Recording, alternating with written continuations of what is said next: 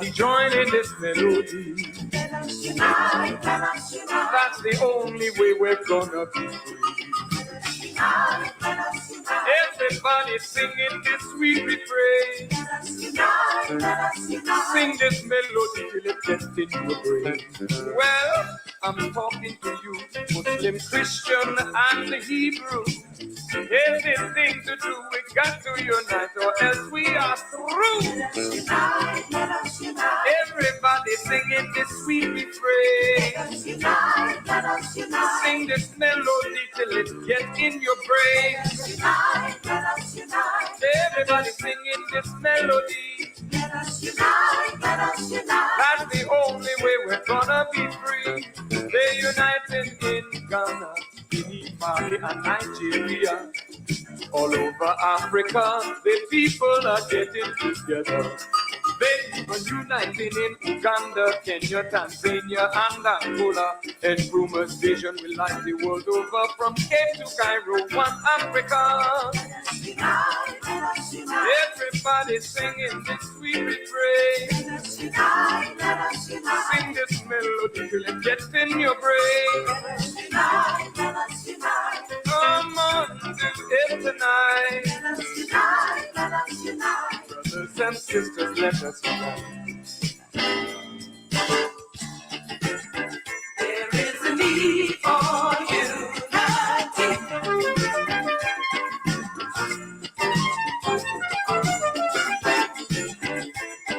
The best for you and me.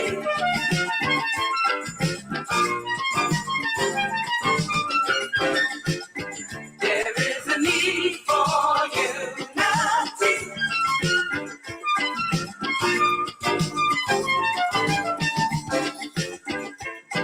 The best for you and me.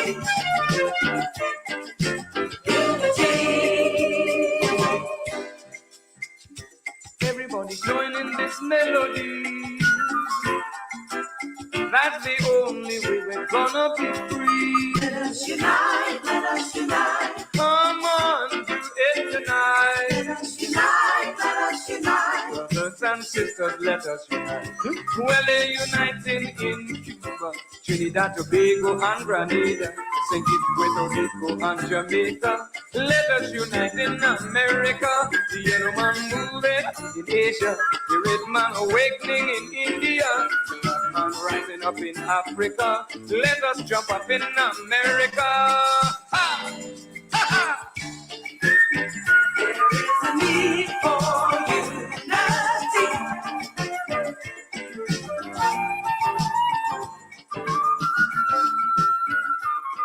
The best for you and me.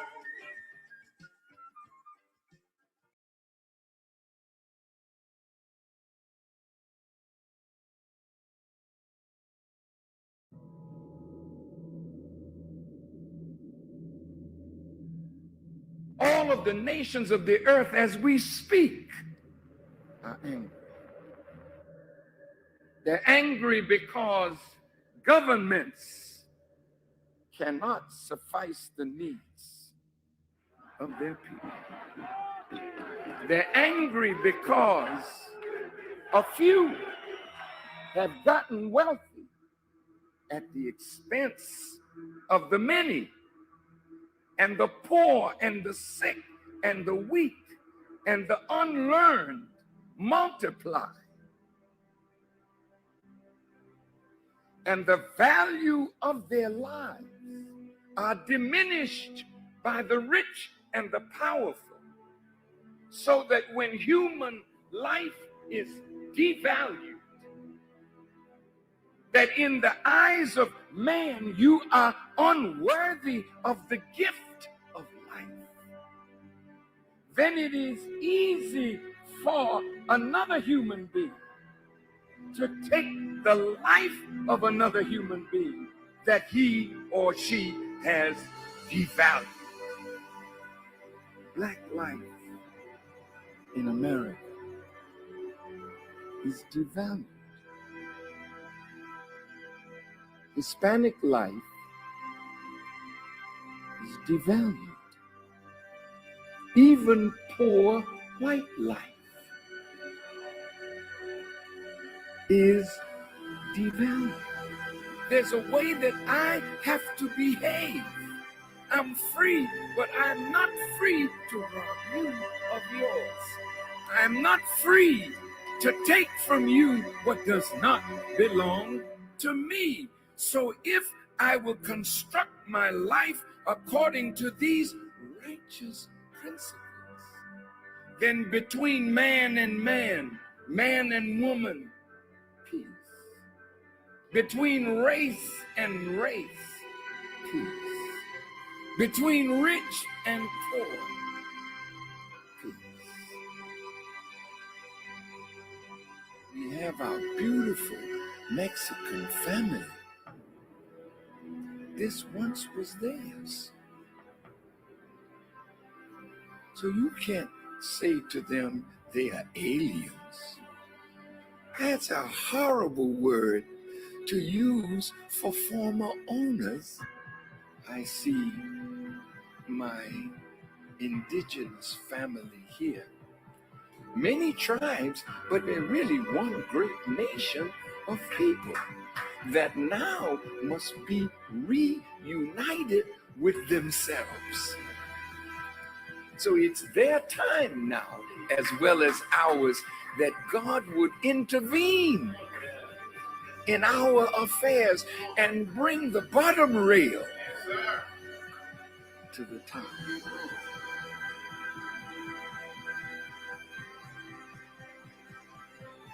The government is not rehabilitating soldiers. When they send you away to kill.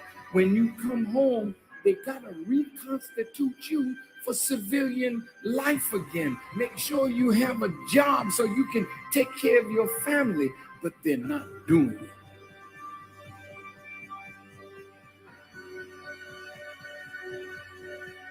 The Honorable Elijah Muhammad says, a woman can do anything that a man does, and the only thing he forbids the woman to do is the thing that degrades her. So how high can you go? High as you want to. Why would God allow the female to wear his attributes if you can't be a manifestation of that attribute? Women, you got to be set free. What God has put within you must be cultivated, must be developed, and must be used for the advancement of a nation and a world. I said to myself, Mr. President, why the hell don't you go to the wicked police department? Why the hell don't you stand up and tell them that your killing of black youth and brown youth is not gonna hold no more? Why don't you stand up?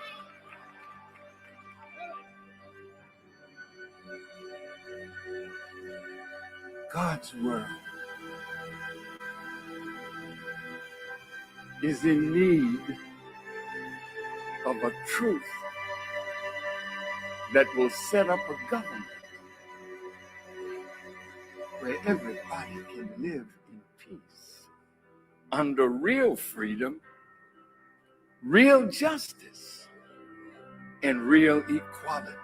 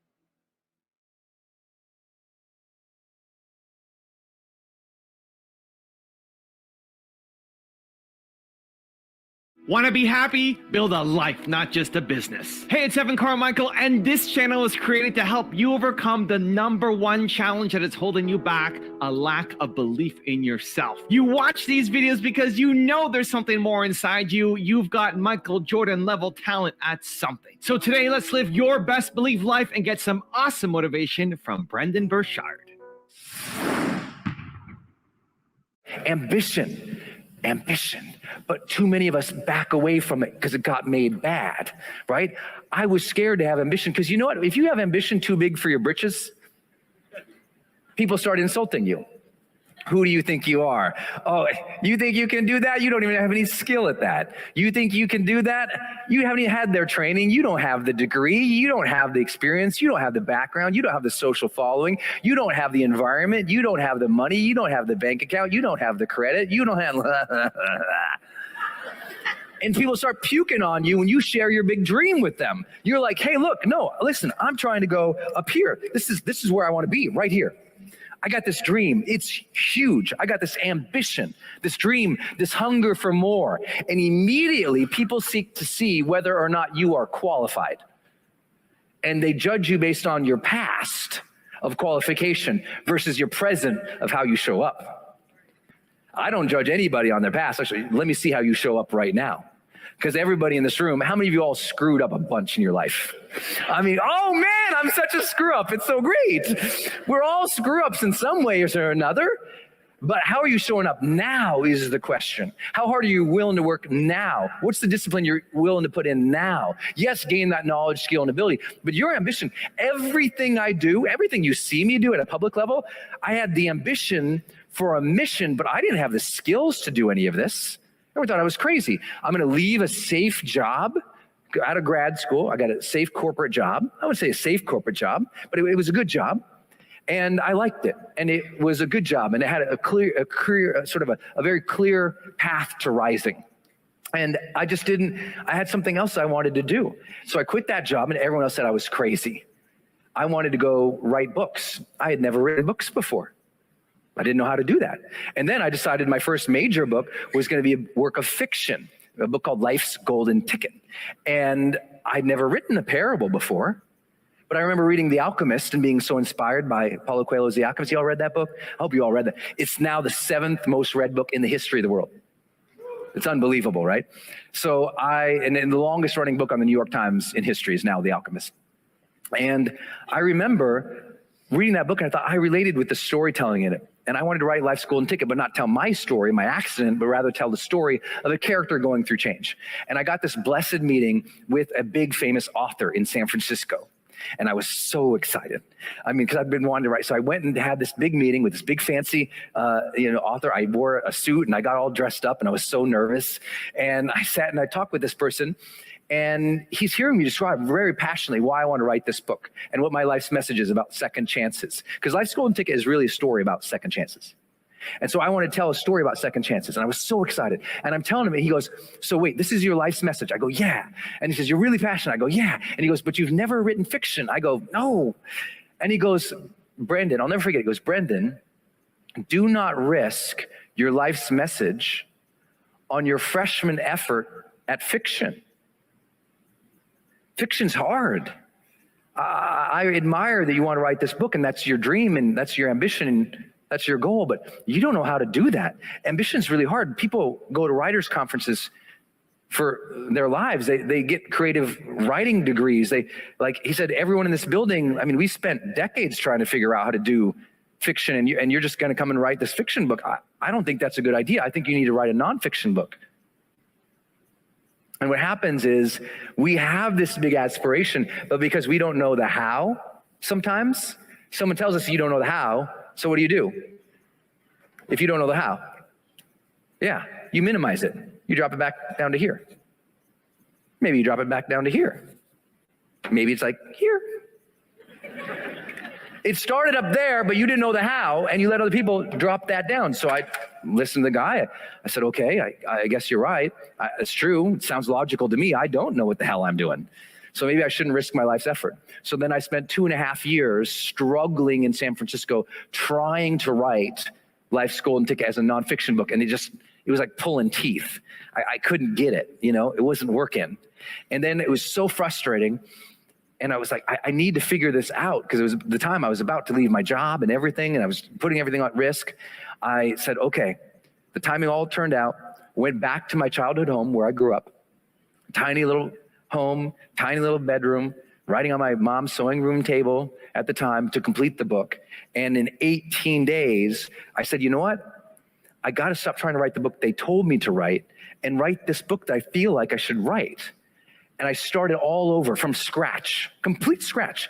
18 days, all I did, I got up, my mom made an amazing big breakfast. I'd eat a big old breakfast, and I'd write, and I'd write, and I'd write. But Dad would come home from work, we'd go play racquetball. I'd come home, I'd write, and I'd write, and I'd write, until it was so dark and my eyes hurt, it was so late, and I'd get up from my desk, and I'd walk around my childhood neighborhood where I grew up, and my school, and my elementary school, and the playgrounds we'd play in, and then I'd go back, go to bed, I'd get up, and I did the same thing for 18 days. That's it, 18 days. And at the end of the 18 days, Life's Golden Ticket was done. Submitted it to, thank you. It was 18 magical days. If you've ever read the book, there's a huge surprise at the end. I didn't even know that was coming. I did not see that come. I mean, sure. So however shocked you felt, imagine me. I was writing the book. I was just typing along, watching. I'm like, oh, damn. I remember I'm watching the movie, I finished the book, I'm like, whoa, can that even happen? And I literally got up and I was walking around the little desk, and I'm like, that character, did I do this? And I had to go for a walk just to think about if the book could even end, because I didn't know the book was about to end. It just ended with that scene, and I was like, oh my gosh. So it was a huge surprise to me, and I knew it was magic. We put it out there, 21 publishers turned it down. 21. My agent still jokes to this day, he only told me about 19 of them turning it down, because he didn't think I could take the other few more that came in. Turn it down. Finally, boom, HarperCollins gets it. An editor who happened to edit and publish another book called The Alchemist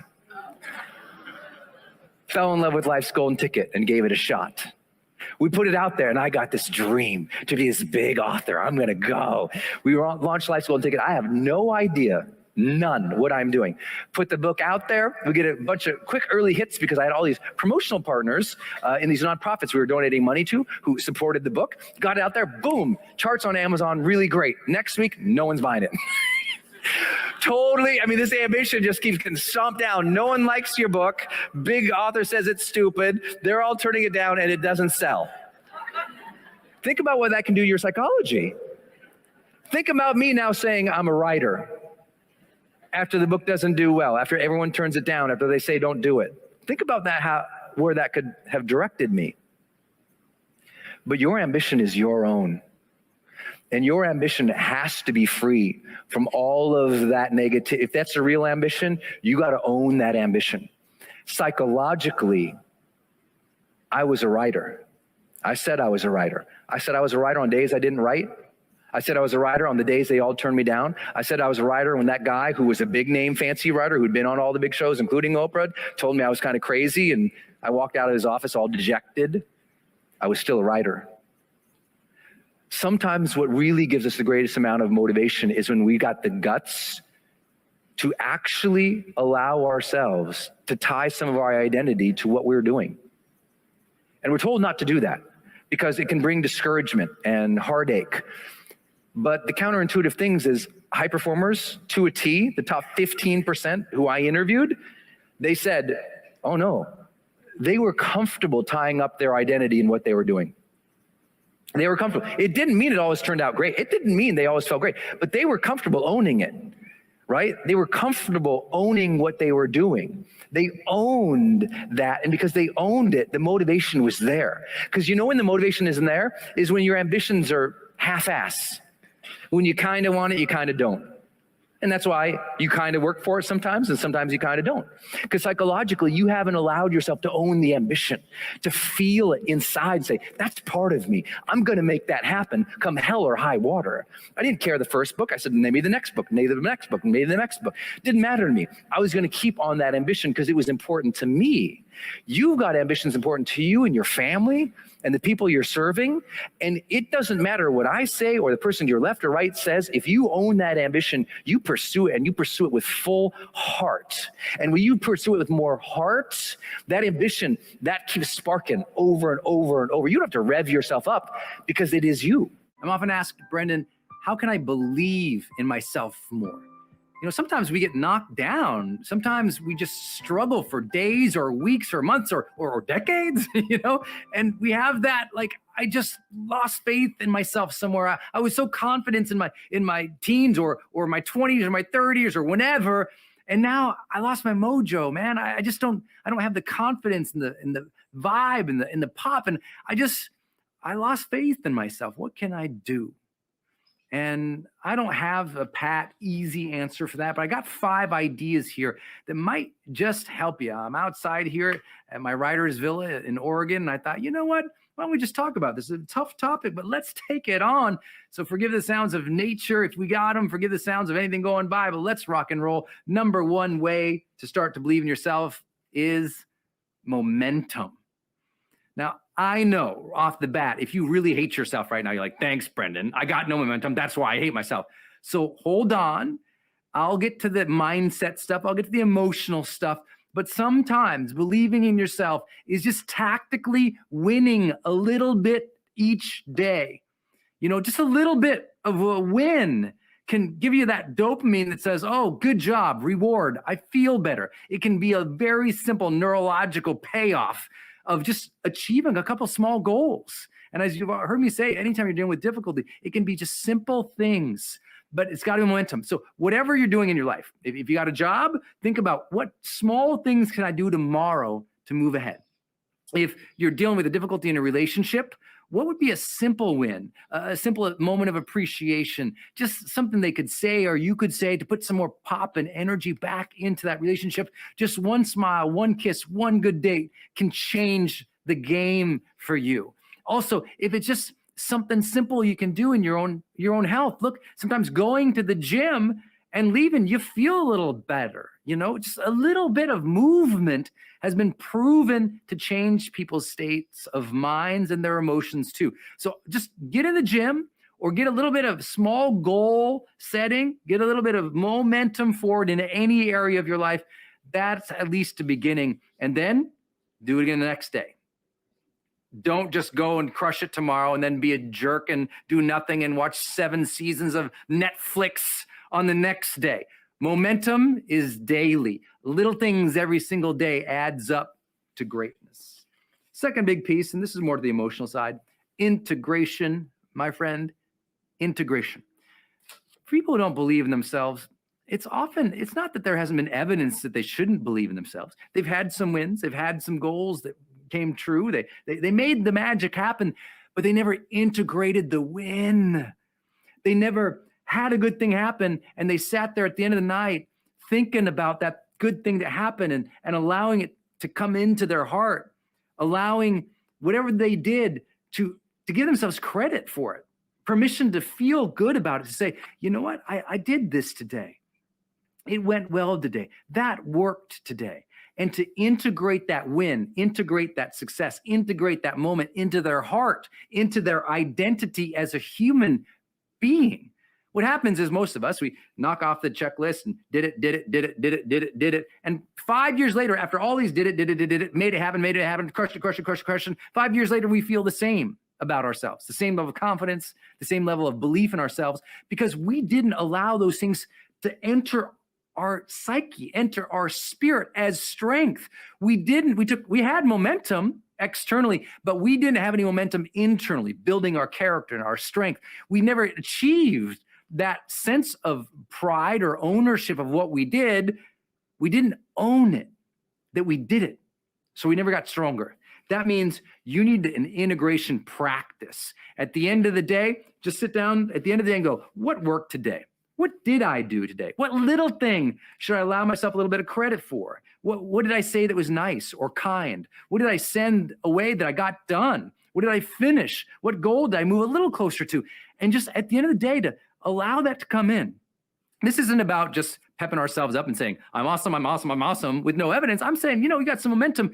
Integrate that now. Own that. You did the work today. You fought the good fight. You finished the day. You're still alive. You know what you need to go do tomorrow. Integrate that success. Give yourself that credit. You'll develop that strength of spirit that's so important. If you don't believe in yourself after all that, hey, bub, get some feedback. You know, most people fear this. When you don't believe in yourself, you don't want any feedback because they might say you're stupid or you suck or you're ugly. And you know, if they do that, you're getting feedback from the wrong people. Sometimes it's necessary to get feedback from the people that we love, feedback from people we know, like, and trust, and just say, hey, can I ask you a question? What am I doing that you're seeing that seems right? Because right now I don't feel like I'm doing anything right. And they'll say, what are you talking about? No, you're smart. You're good. You've been doing this. Sometimes people can give us feedback and help us see that we are doing better than we think. Because maybe you're a perfectionist, or maybe you grew up with somebody who pushed so hard on you, you never integrated any successes. And sometimes you need somebody pushing hard at you saying, good job, kid. You're doing all right. I'm proud of you.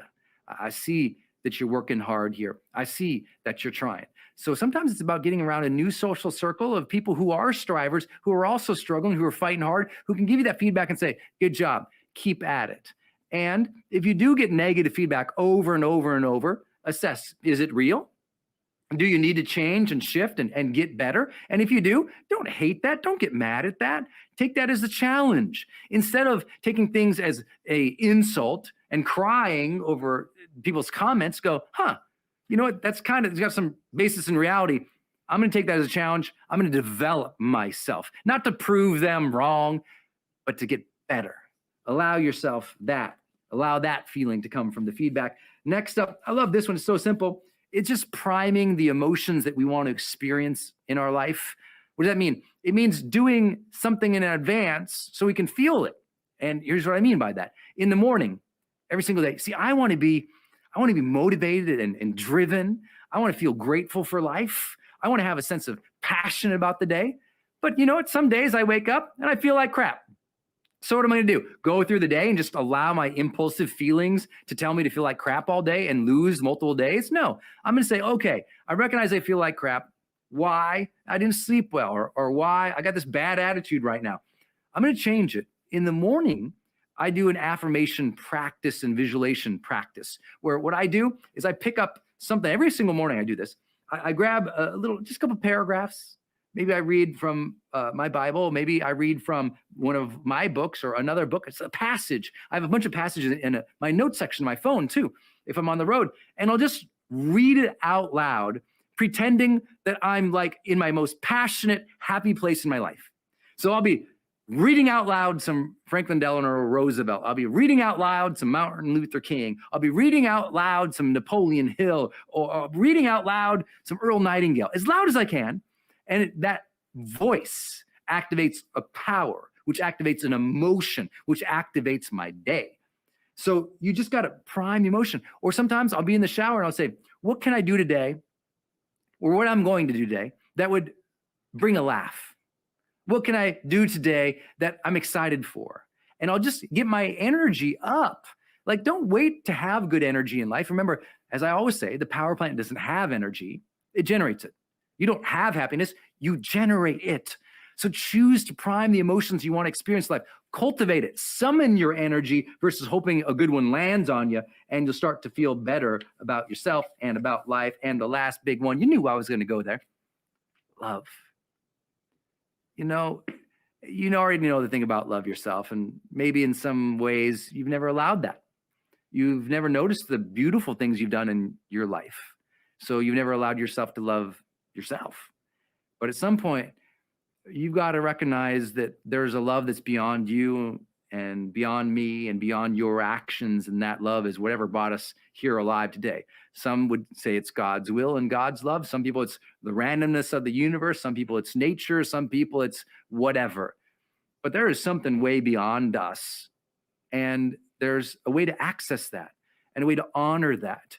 And the way to honor that is to recognize that you are unique. About 7 billion people, no one is like you specifically.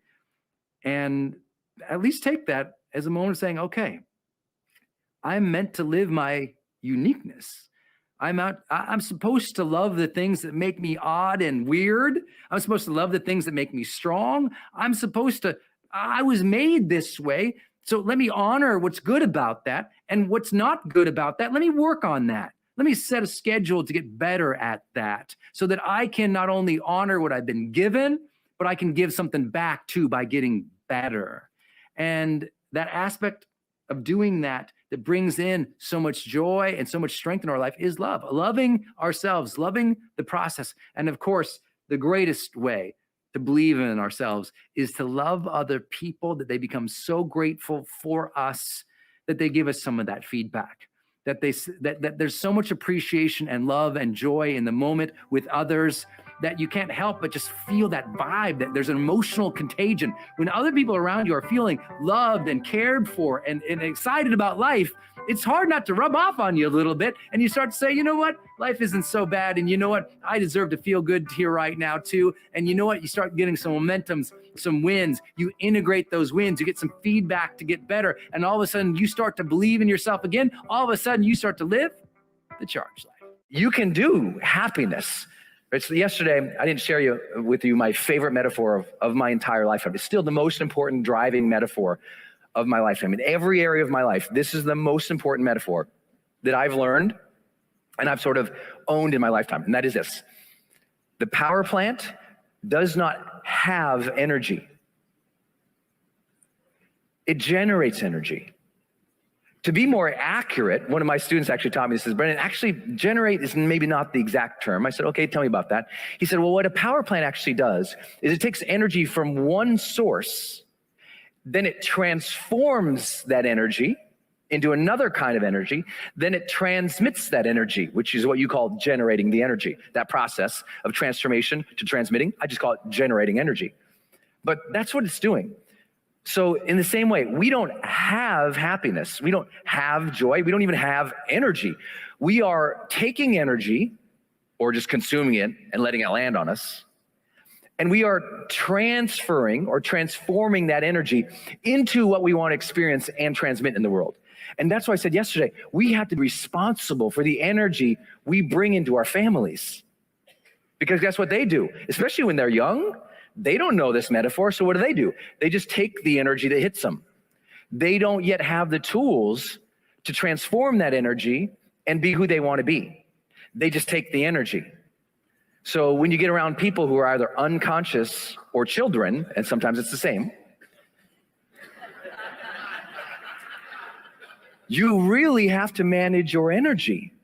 Right? How many of you have ever been in a negative mood and it completely set off somebody in a way you did not anticipate, right? You know why? That person did not have the tools to deal with your energy. How many of you have ever been that person? Someone's energy completely set you off, right? We've all been there, but the thing is, you got to learn how to deal with that. When I was in college, I got certified as a peer counselor, and I focused specifically on peer mediation was my license. So I had peer mediation training, and it was the best thing I could ever get because it taught me that when you get around two people, they're going to fight a lot. And I had to mediate those conflicts. And we'll talk about some of that technique on Sunday for you so you do better in dealing with your conflicts. But I'd have two people, and I was an official peer mediator, so I was a court referred. So they would refer. I remember I'm at this time 20 years old, court referred. So I would get a couple that was married and going through divorce mediation. I'm a 20-year-old kid. This is over 20 years ago. Look how young I must have looked, right? Oh my God. And they would come and they would scream at each other. They would just be like freaking out on each other. And I got to deal with this. And I remember, my first 2 or 3 sessions, I went to my advisor, who was one of the great communication and conflict trainers in history. Bill Wilmot was my mentor. And he wrote one of the most important books I ever read in that topic. I think it was called Artful Mediation. And he said, Brendon, you got to learn to just be zen when other people are fighting around you. Their energy is not your energy. Their energy is not your energy. You have to, he told me this phrase, I never heard it ever before. He said, you have to self-will how you want to feel. You have to self-will how you want to feel. And that was such a profound effect on a 20-year-old kid. Because at that point in my life, I still was a child. I was still consuming the energy of the world, and it could tip me off in one way or another. Because I grew up around a lot of anger. So just short fuses, bam, short fuse, bam, you're smacked. Short fuse, bam, you're in a fight. Very short fuses. So that was what I had consumed and what I was trained to. So I would get angry fast, very fast. All throughout high school and all throughout college, because I had martial arts training, I was in fights, constantly in fights. My friends and I, we would go out, and sure enough, one of them would start a fight, and then they'd come and grab me to end it, you know? All throughout school, I was just tons and tons of fights, me. And I'm proud. I have not been in a fight since I was 21 years old, and the last fight I was in, it was just to end a fight that was happening that I could be of service in. That was it. That was it. And so, but I had fought a lot in my lifetime, right? I didn't want to do that anymore. And part of my journey was learning to deal with my own anger issues, my own energy that wasn't right. And I knew it wasn't right. So you have to be very conscious of your energy and self-will it. That's why I started teaching myself, I got to learn to bring the, and I would say it over and over and over to myself. I'm like, look, if I'm going to bring energy into a space, it's going to be joy or it's going to be love. And for me, it's the same thing.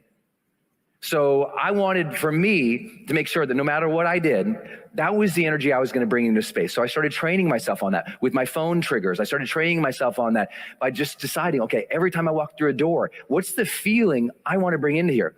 One of my doorway triggers, when I walk through a door, I say to myself, I am entering this room as a happy man, ready to serve. I am entering this room as a happy man, ready to serve. I've said that to myself tens of thousands of times, every door I walk through. So I'm setting up a trigger cue for me to remind myself to be happy. Because if we don't remind ourselves to be happy, we won't self-will ourselves more often to be happy. Now, some people say, well, this is just an affirmation, stupid, I'm happy. Actually, it's not. It's something that we know from habitual training in behavioral sciences. Cue, trigger, reward, over and over and over again. Ultimately, you set up that practice. It becomes a higher level of practice and mental discipline. So let's return to this conversation about happiness. If you have not had that role of happiness, get therapeutic support, but also at the same time, start practices that will make you happier. And you have to teach your family to start practices to be your happier. It can be simple as a Friday night dinner where you say to the kids, what made you happy this week? You need to start giving the vocabulary of happy to your families. You have to start giving the vocabulary of happy to your teams. If your teams are never talking about what makes them happy, what kind of workplace is that to be in? If you're not having conversations and dialogues, I say it to people all the time, are you happy? How's it going? Are you happy? How's it going? I ask it all the time. Are you happy? How's it going? Because by asking the question, I'm cueing it. Just like the doorway trigger. I enter this room as a happy man ready to serve. And when I say I enter this room as a happy man ready to serve, it makes me more intentional. Makes me more what?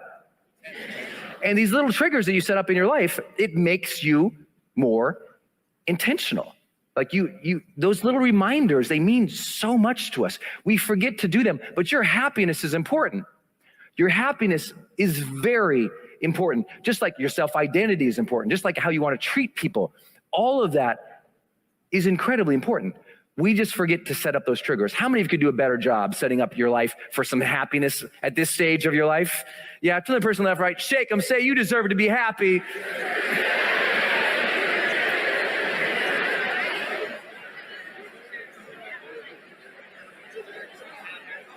To do it, you just have to be a little more intentional. And sometimes to be intentional, you just need a reminder.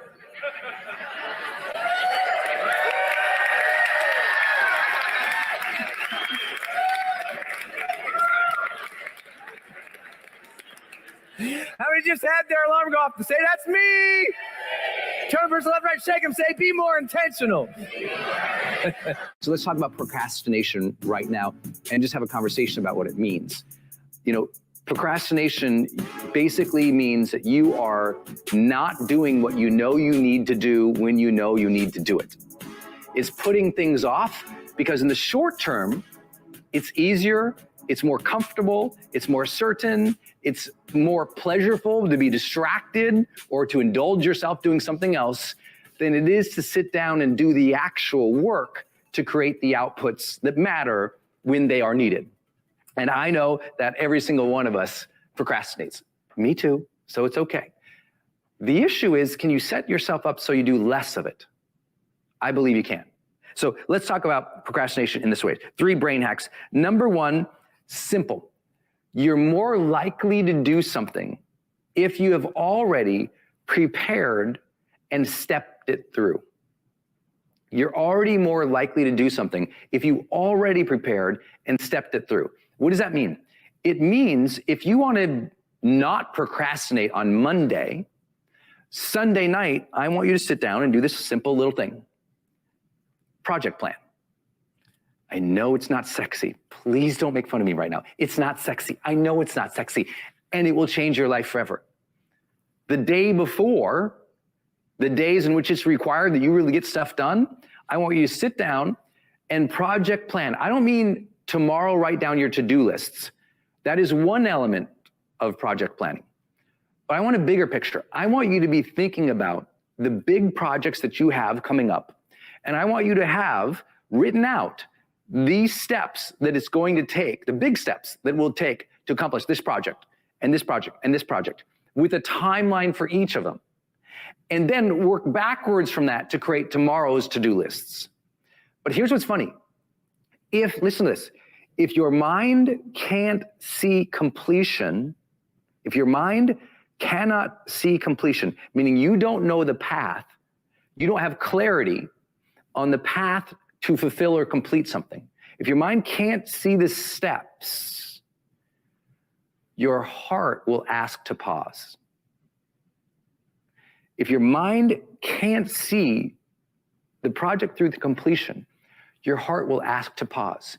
Even if you're the most passionate, dream-oriented, amazing high performer in the world, but you yank away someone's clarity, no goals, no growth. No clarity, no change. And so if you find yourself procrastinating, it might not even, you might be like, but Brendon, I hate myself, I procrastinate, and I even know the next 3 things I should do. I go, not enough. Knowing your next 3 steps is not enough. Your mind needs to see all the steps through to completion. And that's what we call project planning. It's not super fun, but it's saying, okay, this is the big project. Here are the big key activities, the big buckets of activities that would have to happen to get it done. Here's the timelines those big buckets have to happen, okay? Then these big buckets of activities, those have to be broken down into tasks and then into, ultimately, daily to-dos. And if we don't have that, it's just hard to act when you don't have a complete picture, right? You're kind of like procrastinating. Let me give you a metaphor. They've timed people about how long it takes them to complete a puzzle. So if I show up at your house and I give you a big puzzle box and there's 400 pieces in it, and we set it out on your table, and we watch how long different time periods takes to complete it, the fastest, most productive time in which people are putting puzzles together? The last 20%. Have you ever done a puzzle, right? You might walk by it 3-4 times for a couple of weeks. You don't do anything. You put a few pieces together. But as soon as the picture becomes a little more clear, guess what you do? You hunker down and you complete it, don't you? That's what's going on with procrastination. Even if you see the first couple pieces, it's just like if you can't see where it's going, your heart will go, pause. I'm unsure. I'm scared. I don't know what to do. That's just how we think, right? That part of our brain that is trying to protect us, that part of our heart that says, I want to do good, I want to care for other people and do things with excellence, all of a sudden those are compromised when we don't do the most basic thing. So if there's an important project you've been procrastinating in, do yourself the greatest gift I can give you today. And that is tonight, sit down with your journal and step it all the way out. Even if you have to make it up, even if you're like, I'm not sure this is actually the big activities, it's not about having the perfect project plan. It's having one that is completed at least the knowledge you know now. Because then your brain will go, okay, let's get into this and keep making this thing better. But your brain won't get into it if you haven't project planned. So this is really important. What I do to avoid procrastination each week is every single Sunday, for me, that's my Sunday review days, Sunday work days, I'll sit down and I'll literally step through the entire week of all the major things on my email list or on my to-do list. I'll think about the bigger projects and I'll just kind of step it all the way through. And guess what? I enter the week more engaged, more joyous and confident because I know what the heck is going on. So if you keep procrastinating, I promise, if it's not lots of worry or it's not, lots of randomness, it's you haven't seen it through yet.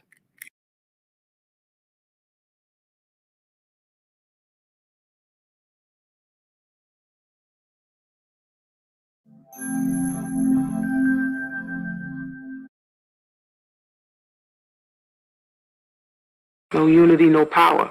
White power for white people. Black power for black people. 1967. The Black Panther Party. The movement. Freedom.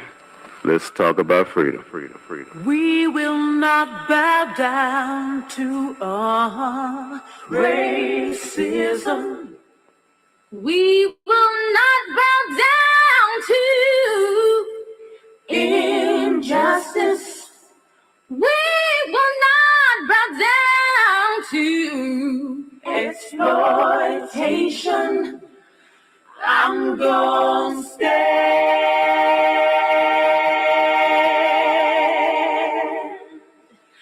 I'm gonna stand.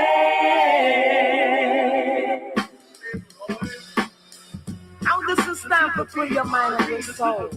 Yo, our story has never been told. Ladies, you got to demand what you want, and what we want is respect, right?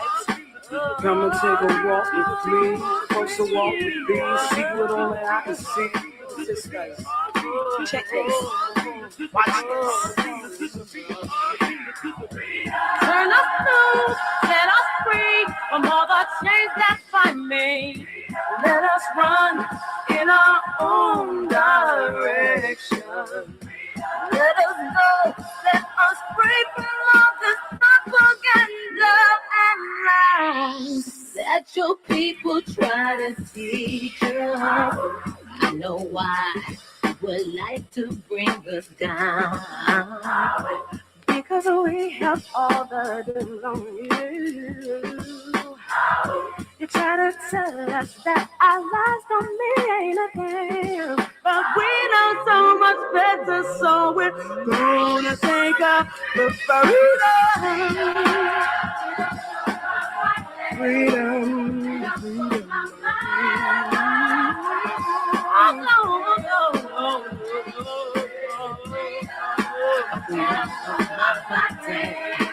Freedom for my mind, freedom for my spirit. All this time you've been telling us these lies, but now we finally figured out all that we would never wise up, but we'll show you how black female can do. So you continue to keep us oppressed, but no, we ain't going out like that. Oh no. All these lies and all this propaganda you want us to take, we're gonna take it. You gotta say, freedom from my body, freedom from my mind, freedom from my spirit, freedom from my body, freedom from my heart, my soul. I see the fear in your eyes, surprise, so cover it, Lord. I know just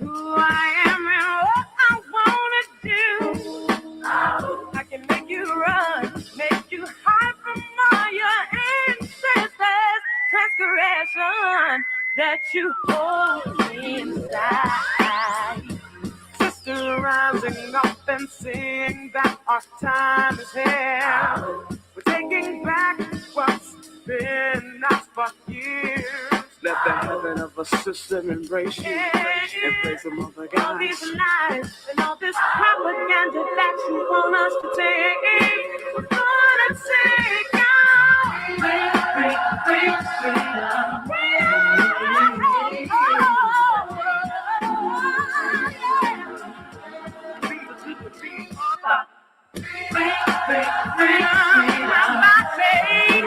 Freedom from my mind, freedom for my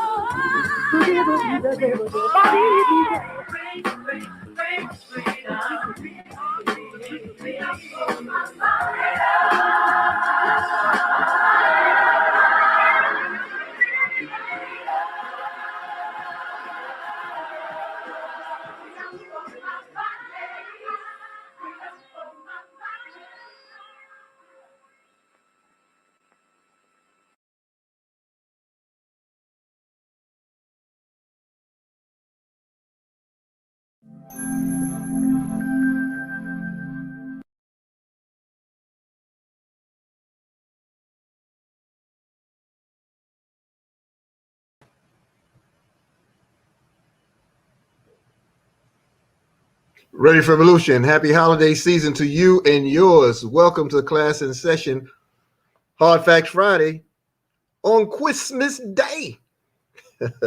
And happy pre-Kwanzaa celebration, which begins tomorrow worldwide. Family, it is indeed an honor, a privilege, and a pleasure to be with you on this morning. And it's a great testimony when people can find time to make time to get together with your extended family. It's a very sacred bond. It's a very unique bond that I treasure and I will never, ever take for granted by God's grace and permission. So I want to thank you for being a part of Class in Session. It is every Monday through Saturday, sometimes Sunday, on the various Facebook pages. And now once again, on our YouTube channel. We won round one of our dispute with YouTube, and that dispute is also carried over into a win on Facebook. And this is why you see the many platforms popping up today where we're able to broadcast without hindrance or interruption at the moment. However, I want you to I want you to prepare yourself, brace yourself for Believe TV. It's coming soon at the turn of the year. Through us as a Team Believe platform, a Wealth Builders Worldwide ministry. It's our contribution to the broaden the philosophy and the culture of Wealth Builders Worldwide and what it means to be free in deed and in fact. You know, wealth building on all levels, health, mind, body, and soul. You know, you got to have it. So with that being said, class is always in session. Okay. And again, I appreciate all of your support and all of your time. I see my brother and partner Mark Pye is in the house. I appreciate you, brother. If you would be so kind to include contacts for your academy, we're coming into that season, and everybody should be prepared, you know, to reverse that income. All right, class is in session today, as you know, but also so is the mighty power call, 10:45 a.m. Eastern. All over the world. You can find us on our events channel, www.goldrocks.info, www.goldrocks.info. You can find us right there, as Chingy would say, you know, and because the way to change the nature of our experiences is to absolutely change the nature of our thoughts. And in order to change those thoughts, you have to position yourself. Isn't that right? Those two sisters. Yeah. They understand some things here, family. They understand something. They will bring some very powerful points. And I want to share something really quick. And I owe this to Team Audacity. Excuse me. You know, finding that happy place, as Brendon Burchard was sharing consistently in the presentation, the stream of presentation. That's part one. At some point next week, I'll put together part 2. I took a collage of things and sort of pull them together because I want us to see the power in just owning that. The power of owning your dream, your ambitions, owning your course in life, owning your legacy. You know, those are very, very, very powerful tools. But what I wanted to say, Team Audacity taught me about huddling. Now, I know we've had huddles in the past, meaning teams getting together and privately doing some things, or those teams extending themselves with a huddle to share with fellow wealth builders and peers on different techniques and strategies and things of that nature, and those are meaningful and they will return. However, what I experienced with Team Audacity really taught me how to be happy in the space that I'm in. It wasn't always about teaching the latest technology. It's not always about teaching another area of expertise. It's not always about beating people into, you got to do this, you got to do this, let's go, we got to do so and so and such and such. Team Audacity really showed me how to appreciate each other. You know, I was hurt that I missed the last huddle of theirs for the year. It was actually, I got the invite and it was an oversight on my part, but I feel like I was present anyway because they've done so much in my life. I'm telling you the truth. You know, when you have a family like this that continues to nurture each other, it can't help but to make you better. So where do you get your source of energy from that allows you to transition it into a greater force? When you get together with the like minds in your community, it makes a world of difference, because like minds doesn't mean that you're just one mind. You're like-minded in the desire to grow into oneness. And Team Audacity shows nothing but love for each other, even when they know some of us are bed bug crazy, even when they know we don't have to totally understand what the next steps are. They embrace all that and turn it all positive. I'm talking about as a team. Anyway, that's where that's what I've learned and gleaned from them, and it's influenced my, I guess, style of presentation for life, because it also brought out, I think, what was in me genuinely. So you don't want to be so secular where you cut yourself off from the true gift. And we talk about it a lot. Yeah, I know, but we bed bug crazy. I got a bunch of them. But connect, stay plugged in, understand there's more to the power call than just our meager approach to it. There's more to the 12 noon presentations. There's more to these things that we share with other people, and we should never share it as if we arrived. No, we all need it. And yeah, there's going to be a point. There's going to be a point where you're not going to want to engage in the call. But don't let it be because of selfishness or arrogance or self-centeredness or thinking you got it or you arrived. You haven't arrived yet. None of us have. You see, but we can be better each and every day. Find yourself not being a part of the call because you have things that you must do in relation to building the greater community. Let it be a sense of purpose that's tied to the culture and philosophy of wealth builders worldwide. Let it be a part of that culture that infuse love and generosity and commitment out of you. Let it be an effort that you have to do that seems to not work in opposition to each other, but work in concert.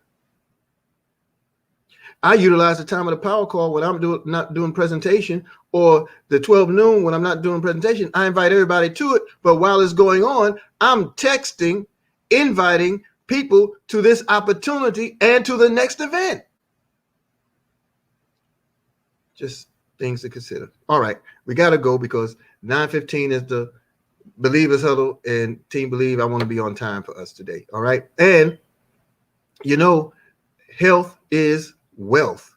Now, we're a complete ministry of wealth builders, a complete ministry, because what is it that we do?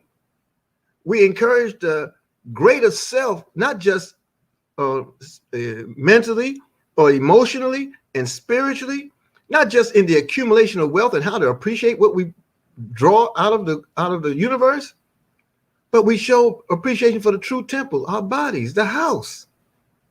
You got to respect the house. The house has rules. And when you maintain the rules from the house, boy, what does it do for you? What does it do for this splendid machine that the God has produced? So we live still in a very real pandemic that it has the earth gripped. I don't care what your newscasters tell you. I don't care what they promise you. They will always promise you and fail in the promise because they have yet to recognize the need for God and the mercy that he represents and trying to help us to correct our ways. You know, pay attention to those that truly love the community because they've offered things within the community that will help us. And one thing that I really believe in all my being, because I have evidence, this protocol, the Pax Immune protocol, is one that you should want to look at. And then you decide whether or not you want to embrace it. But you should look at it because I can tell you right now, it has done a marvelous job for us in terms of the restoration of our metabolism, having greater control of our faculties, meaning we didn't know things were out of order until we started taking it. We didn't know. We've been made to study ourselves as a result of it. And we're falling deeper in love with ourselves all over again, our family and I, right? And it's a deterrent to the return of COVID in anyone because the strain is always reoccurring and it mutates into other strains. And this is a natural supplement that's attached to your very metabolism. It's your biological makeup or construct in itself. And it allows the restoration of other things in your body. Get with Brother Mustafa, Sister Janetta Muhammad. You can get with Raj Range as well. And there are many, many, many distributors now around the wealth building community around the country. I understand the distribution is now in more than 138 cities. I think that's what I was quoted last. You want to check this out.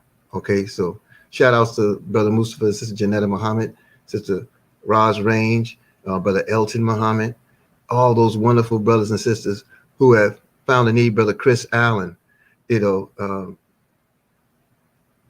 I can't express the joy that it gives me to know that people see the seriousness and act on it, not just for themselves. They act on it because they want to see their reward extended to others. And that's where your greatest reward is, because you're willing to self-serve, right?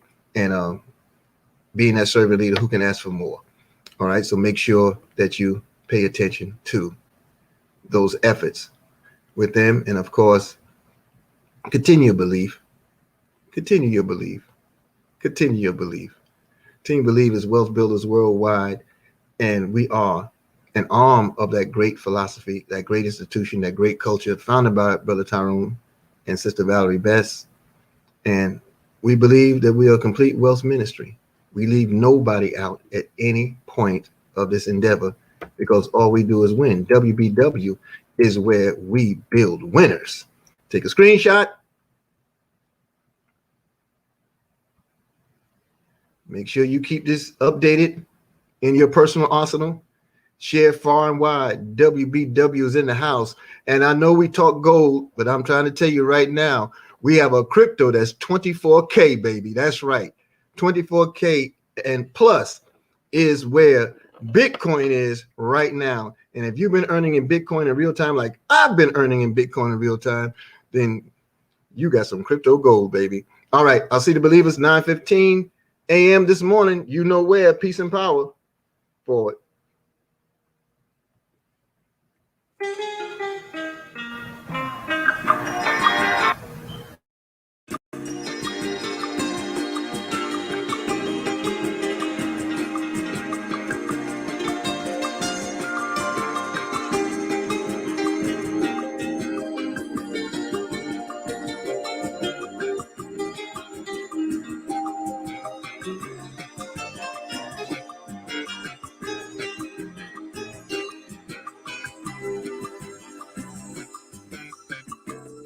Oh, my people,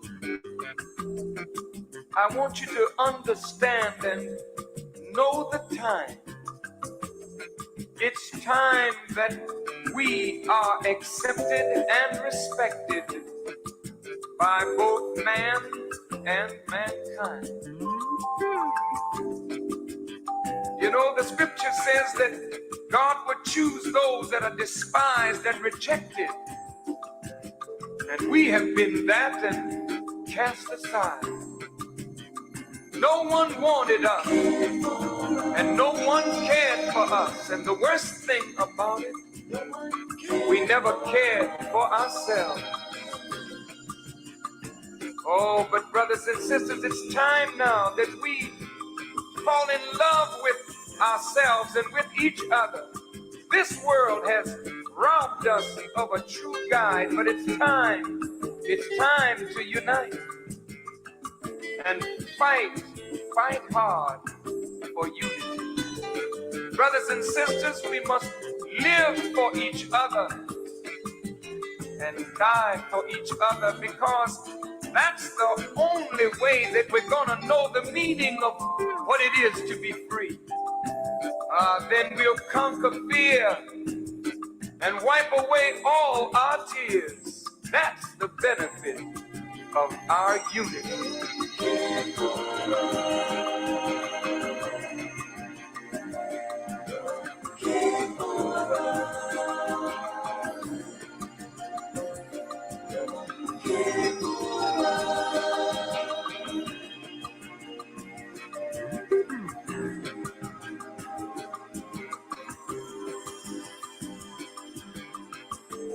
Oh, my people, it is written that in the last days God would come after that sheep that was lost, and he has come today, and he has given us Elijah, a man to show us the way out of the ditch of hell. So up, you mighty nation. You can accomplish anything that you will. So come on, let's rise again. Yes, let us build again. As our fathers built the pyramids and the Sphinx and all of the great ancient wonders. Let's rise again and build as our fathers used to do. Come on, let's unite. And strive with all our might. Oh, let's fight hard for unity. Brothers and sisters, we must learn to live for each other and die for each other, because that's the only way we're gonna know the joy of being free. We'll conquer fear. We'll conquer fear and wipe away all our tears. That's the benefit of our unity. Come on, black man, rise again and build again.